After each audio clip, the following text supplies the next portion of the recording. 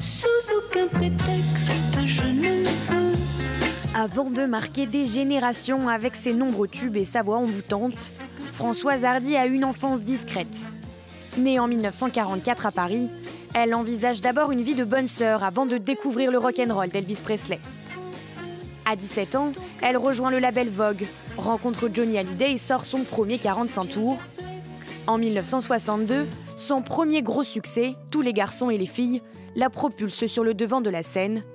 Une icône est née. Les garçons et les filles de mon âge savent bien ce que c'est qu'être heureux. Elle participe à l'Eurovision en 1964. Sa carrière s'internationalise.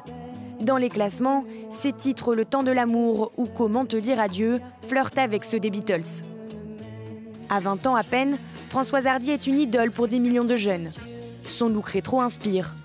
En mini-jupe et bottes blanches, elle se cache avec pudeur derrière sa frange sur les couvertures des magazines. Elle est habillée par les plus grands, fait ses premiers pas au cinéma. Michel Berger écrit un album pour elle. Dans la même période, elle rencontre Jacques Dutronc. Leur union donnera naissance à leur fils Thomas en 1973, année de la sortie de son hit Message personnel. Tu crois un jour que tu m'aimes, ne crois pas. Lassée des tournées, Françoise Hardy met une pause dans sa carrière à la fin des années 80.